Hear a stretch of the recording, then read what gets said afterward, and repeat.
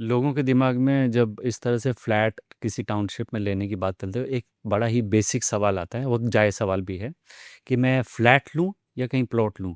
क्योंकि जो लोग ये सोचते हैं कि यार अपना प्लॉट होगा तो कम से कम मैं 4 मंजिल 5 मंजिल है ना फ्लोर बना लूँगा और अपनी लिबर्टी रहेगी, है ना, ओनरशिप रहेगी। जबकि फ्लैट्स में एक अलग कल्चर चलता है। तो स्मार्ट मूव क्या आज के टाइम पर, फ्लैट लेना कि प्लॉट लें? देखिए, अगर आप फ्लैट लेने का सोच रहे हैं तो मोस्ट प्रोबेबली आपको उस फ्लैट या अपार्टमेंट बिल्डिंग के सराउंडिंग में प्लॉट्स तो सस्ते नहीं होंगे, हुँ, तभी वहाँ फ्लैट बन रहे हैं। हुँ, वहाँ लैंड महंगी हो चुकी है, इसलिए अपार्टमेंट बन रहे हैं। अदरवाइज वहाँ वर्टिकल डेवलपमेंट नहीं हो रहा होता, हॉरिजॉन्टल डेवलपमेंट का स्कोप होता। हुँ, जहाँ प्लॉट मिलेगा वहाँ पर अपार्टमेंट्स का स्कोप नहीं है, बहुत दूर है शहर के बाहर। हुँ, उतनी सस्ती ज़मीन में अपार्टमेंट बना के कोई फ़ायदा नहीं है। हुँ, सो अगर आप शहर के पास रहना चाहते हैं, आप अपने वर्क प्लेस से पास रहना चाहते हैं, आपकी स्कूल, अपने बच्चों का स्कूल, आपके माता पिता के वर्क प्लेस, उनके लिए हॉस्पिटल पास चाहिए, तो ऑब्वियसली बात है आपको अपार्टमेंट में रहना ही पड़ेगा। प्लॉट्स आपको सिटी सेंटर में नहीं मिलेंगे या हुँ, क्लोजर टू द डेवलपमेंट नहीं मिलेगा। हुँ, प्लॉट थोड़ा सा आउटस्कर्ट्स में मिलेगा। बट प्लॉट क्या होता है कि आपको एक तरह का इन्वेस्टमेंट टूल ही है। हुँ, अगर जब तक आप उस पे घर बना के रहना चाहें उस तरह का है, तब तो अलग बात है। हुँ, अदरवाइज इन्वेस्टमेंट टूल है। एक अपना ट्रेडिशनली क्या है, प्लॉट एक लैंड से हम एसोसिएटेड है, बिकॉज हम सब इंडियंस एक टाइम पे गांव में रहे हुए हैं, तो हमारे एक ज़मीन से एसोसिएशन है। हुँ, तो जब एक ज़मीन का टुकड़ा देखते हो तो अपने को इमोशनल फील आता है कि मेरी छत, मेरा घर। हुँ, तो उस केस में आदमी ज़रूर प्लॉट लेता है। Hmm, but that should allow your pocket hmm, and convenience both. Hmm. प्रधानमंत्री नरेंद्र मोदी जब से आए हैं 2014 से, वो अफोर्डेबल हाउसिंग की बात करते हैं, हाउसेस फॉर एवरीवन। और दूसरा, हम लोग देखते हैं कि दिसंबर 2016 में बगल का ही हमारा देश है चाइना, जिस पे हम बात करेंगे और आपकी एक्सपर्टीज़ भी है उस पे। शी जिनपिंग ने कहा कि houses are for living, not for speculation.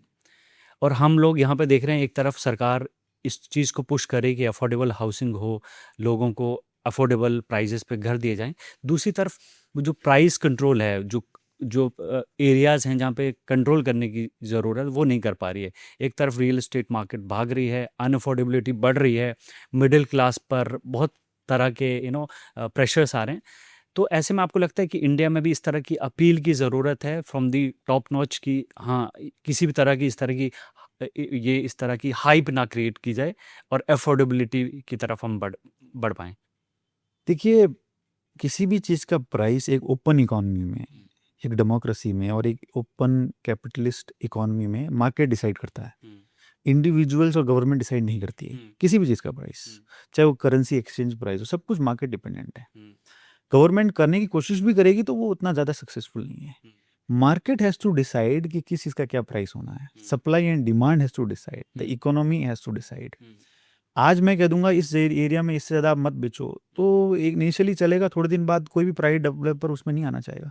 हुँ, वो कहेगा साहब हम कैसे कमाएंगे कर। हुँ, और जो आपने गवर्नमेंट की इनिशिएटिव्स की बात करी, गवर्नमेंट ने एक हद तक अच्छा काम किया है, अफोर्डेबल हाउसिंग है। हुँ, और अब तो आप ये सोचिए कि हर डिस्ट्रिक्ट हेडक्वार्टर तक, हर लेवल तक गवर्नमेंट ने खूब अफोर्डेबल हाउसिंग के अपार्टमेंट्स बना बना के लोगों को दिए हैं, रियायती दरों को दिए हैं। हुँ, और लोगों ने उसका लाभ भी लिया है, हुँ, सब्सिडी भी मिली है लोगों को, होम लोन्स पे खूब मिली है, खूब बेनिफिट्स मिले हैं। बट इतनी बड़ी पॉपुलेशन में बेनिफिट उसका एकदम आपको फ़र्क नज़र नहीं आएगा। हुँ, आज भी काफ़ी लोग, आप ये सोचिए कि अपनी इंडिया में करीब-करीब 30-32 करोड़ हाउस होल्ड है, हुँ, ठीक है? उसमें से 60 टू 70% गाँव में रहते हैं हुँ, या सबर्ब्स में रहते हैं। हुँ, रिमेनिंग आपका शहर में रहता है। हुँ, उसमें 70 टू 75% एलआईजी और ईडब्ल्यूएस है, लोअर इनकम ग्रुप और economically economically weaker backward. Section है। सो उनके लिए आज भी जिस घर में वो एक कमरा, लैट्रिन, बाथरूम, किचन में रह रहे हैं, उनको एस्पिरेशन है कि हम 2 कमरे में चले जाएँ, 2 वाले को एस्पिरेशन हम 3 में, तो ये साइकिल तो कभी नहीं रुकने वाला है। हुँ, बट गवर्नमेंट की एक रिस्पॉन्सिबिलिटी है, आपको एक रिस्पेक्टेबल छत हो जो हुँ, आपको सेफ फील कराए, हुँ, इलेक्ट्रिसिटी कनेक्शन हो जो गवर्नमेंट बेयर मिनिमम कर सकती है। आपको वो प्लेटफॉर्म मिलने के बाद अब आप अपने आप को ग्रो कीजिए, आप अपना आगे जितना बढ़ाना आपको बढ़ाइए, उतना ही गवर्नमेंट कर सकती है।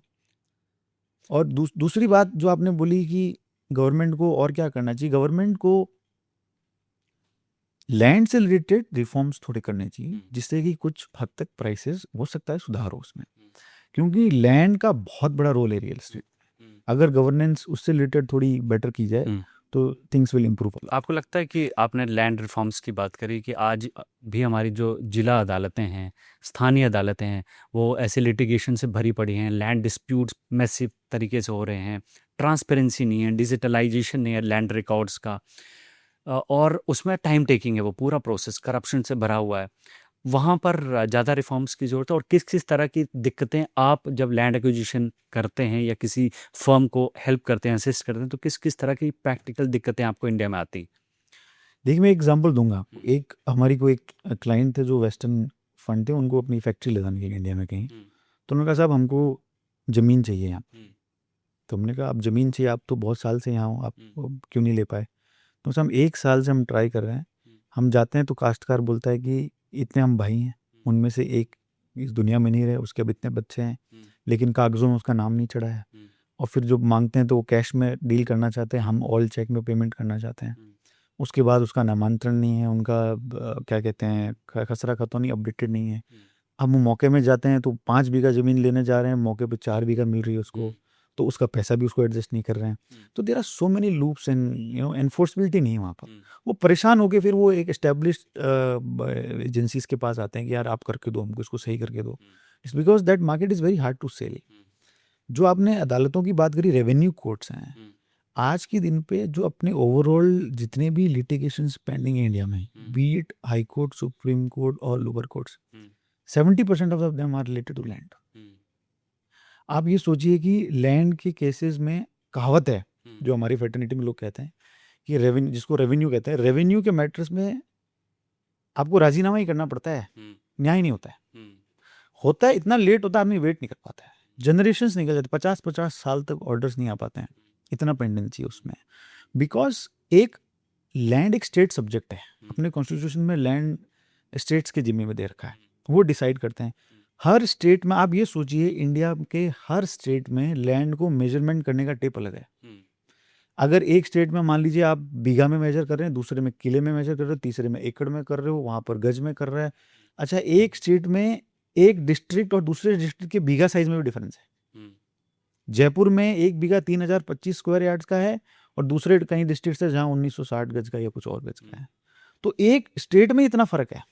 तो बाहर का आदमी जो इन्वेस्टर्स है, आप सोचिए वो आके कैसा सोचेगा कि अब मैं कैसे इस जमीन को खरीदूं, उसको क्लैरिटी नहीं है। तो एक स्टेट लेवल पे मैसिव रिफॉर्म्स की ज़रूरत है, उसमें भी सेंट्रल गवर्नमेंट को इंटरवेंशन की ज़रूरत है कि एक नेशनल लेवल पे उसको डिजिटाइज। देखिए, लैंड रिकॉर्ड्स अपने इंडिया में डिजिटाइज हैं ऑलरेडी, और काफ़ी हद तक सर्वे होके गूगल इमेजेस, अर्थ की इमेजरी, सैटेलाइट इमेजरी करके काफ़ी हद तक गवर्नमेंट अपडेट कर रही है, और पिछले कुछ सालों में सेंट्रल गवर्नमेंट बहुत एग्रेसिवली उसको सही कर रही है। बट वो ना काफ़ी है, उसको और स्पीड अप करने की ज़रूरत है। सो लैंड एक बहुत बड़ा पेन पॉइंट है, चाहे वो बाहर की एफडीआई हो, बाहर के इन्वेस्टर्स हो, even local real estate developers का। आप ये देखिए कि रियल एस्टेट आज भी रीजनल बिजनेस है। जो डेवलपर दिल्ली में चल रहा है वो आपको मुंबई में नाम भी नहीं सुनने को मिलेगा। जो मुंबई में चल रहा है वो दिल्ली में नहीं चल रहा। Why? Because laws, approvals are totally different. दूसरा, कैपिटल इंटेंसिव बिजनेस है। कैपिटल इंटेंसिव तो इस तरह से कई बिजनेसेस हैं, बट क्योंकि हर लोकल लेवल पे अप्रूवल्स अलग चाहिए, अलग सिस्टम्स हैं, गवर्नमेंट डिपेंडेंट चीज़ें हैं, तो उसे बहुत समय लग जाता है। तो फिर वो प्रोग्रेस और प्राइस दोनों फिर ढंग से हो नहीं पाते हैं। तो क्या इस तरह की जो कॉम्प्लिकेशंस आप फेस करते हैं, जो बिल्डर्स फेस करते हैं, जो डेवलपर फेस करते हैं, वो कंट्रीब्यूट करता है कि वहाँ पे फिर कोई अगर इंफ्रास्ट्रक्चर बिल्ड हो रहा है तो उसकी कीमत बहुत ज़्यादा होती है, क्योंकि उनकी कॉस्टिंग इतनी ज़्यादा आ रही है, उनको इतने ज़्यादा लीगल उससे गुजरना पड़ रहा है, that contributes to the price hike? Not always. वो इंफ्रास्ट्रक्चर, आप वो अप्रूवल्स किसी तरह से आए हो, अगर इंफ्रास्ट्रक्चर आ रहा है तो दुनिया के किसी भी कोने में प्राइस बढ़ेंगे। वो अमेरिका में भी अगर कोई नया फ्लाईओवर एयरपोर्ट आ रहा है तो प्राइस वैसे ही बढ़ेंगे जैसे इंडिया में बढ़ते हैं, उसका कोई वो लेना देना नहीं है। लेकिन जो मेरी इनिशियल कॉस्ट है वो काफ़ी हद तक मिनिमाइज हो जाती है, तो जो अफोर्डेबिलिटी है थोड़ी मार्जिनली इंप्रूव होती है। ठीक है। Just to give you an example, एक रियल एस्टेट प्रोजेक्ट को लॉन्च करने से पहले 25 अप्रूवल्स की जरूरत है। 25 विदाउट 25 क्या होता है, थोड़ा आप सोचिए, खड्डा भी नहीं खोद सकते हैं। अच्छा। आप सबसे पहले जमीन लेने जाएंगे तो आपको रजिस्ट्री करवानी है, तो आपको रेवेन्यू डिपार्टमेंट के पास आना पड़ेगा। रेवेन्यू डिपार्टमेंट ने आप कर दिया, उसके बाद आपको उसको कन्वर्जन करना है एग्रीकल्चर से, उन्होंने आपको टाउन प्लानिंग डिपार्टमेंट के पास जाना पड़ेगा। टाउन प्लानिंग डिपार्टमेंट से आपने अप्रूवल करा दिया, उसके बाद फायर डिपार्टमेंट फायर एनओसी देने के बाद उसके बाद अगर आपका 20,000 स्क्वायर मीटर से ज़्यादा डेवलपमेंट है तो आपको सेंट्रल गवर्नमेंट के ईसी नॉर्म्स के हिसाब से ईसी लेना पड़ेगा। ईसी के साथ स्टेट गवर्नमेंट का पोल्यूशन कंट्रोल बोर्ड से कंसेंट टू एस्टेब्लिश भी लेना पड़ेगा। फिर उसके बाद सीटीओ लेना पड़ेगा। एयरपोर्ट से एनओसी लेनी पड़ेगी कि आपकी बिल्डिंग की सर्टेन हाइट है कि नहीं है। अगर आपकी गलती से बिल्डिंग के आसपास आर्कियोलॉजिकल सर्वे ऑफ इंडिया का कोई साइट रहा तो उसके 500 मीटर की परिधि में उनसे भी अप्रूवल लेना पड़ेगा। फिर आपका कोई फायर एंड एम्यूनेशन डिपार्टमेंट है, उससे अप्रूवल लेना पड़ेगा। अगर आपका किसी मिलिट्री इंस्टॉलेशन के पास डेवलपमेंट है, उनसे जाके एनओसी लेना पड़ेगा आपको। So many approvals. ये तो मैं आपको ब्रॉडली बता रहा हूँ जो नेशनल लेवल पे सिमिलर है। स्टेट लेवल पे आप जाके देखोगे, आप एक डेवलपर अगर अपना सीवर का पानी भी गवर्नमेंट सीवर में डालना चाहे उसका भी एनओसी है। आपको खड्डा खोदने के लिए एनओसी चाहिए। प्लिंथ लेवल पे आपने स्ट्रक्चर खड़ा कर दिया, उसका जाके एक अप्रूवल लेके आना पड़ता है। उसके बाद कंप्लीशन सर्टिफिकेट लेना पड़ता है। फिर ऑक्यूपेंसी सर्टिफिकेट लेना पड़ता है। फिर लिफ्ट लगती है तो लिफ्ट का जो इंस्पेक्टर होता है उससे जाके लाइसेंस लेना पड़ता है कि ये लिफ्ट टू यूज है। So many approvals. तो करप्शन कितना है, देखिए ऑनेस्टली बताइएगा, करप्शन कितना है? देखिए इंडस्ट्री, रियल एस्टेट एक ऐसा इंडस्ट्री है, जितनी ज़्यादा पार्टीज इन्वॉल्व होंगी वहाँ उतना हैंकी पैंकी होने का चांस ज़्यादा होगा। जितनी कम पार्टीज इन्वॉल्व होगी, आप आज पासपोर्ट लेने जाते हैं, आपको पता भी नहीं चलता पासपोर्ट लेके आ गए। आप आधार लेने जाते हैं, आपको पता भी नहीं चलता आप आधार लेके आ गए। Why? Because you and government involve one to one. आपको किसी तीसरे आदमी से नहीं मिलना है। वहाँ जहाँ 25 आदमी से मिलना हो, आपके पास डेडलाइंस हैं। डेवलपर जाके महंगे प्राइस पे ज़मीन खरीद के आ रहा है, उसका बैंक से इंटरेस्ट चल रहा है, वो हमेशा उस प्रेशर में रहता है कि मैं प्रोजेक्ट टाइम पे कर पाऊँ। अच्छा, वो नहीं करेगा टाइम पे तो आप ये नहीं देखोगे उसको अप्रूवल्स में क्या लेट है, आप ये देखोगे इसने लेट किया, इसको पेनलाइज करो। रेरा में अगर आपका प्रोजेक्ट डिले हो गया है, प्रोजेक्ट कॉस्ट का 10% तक पेनल्टी है। अगर आपका 500 करोड़ का प्रोजेक्ट है तो 50 करोड़ पेनल्टी है। आप लिटिगेशन में जाइए, कंटेस्ट करते रहिएगा। सो डेवलपर को इतना प्रेशर है तो उसको जो भी वेज एंड मीन्स मिलेंगे वो तो चाहेगा ना फास्ट हो।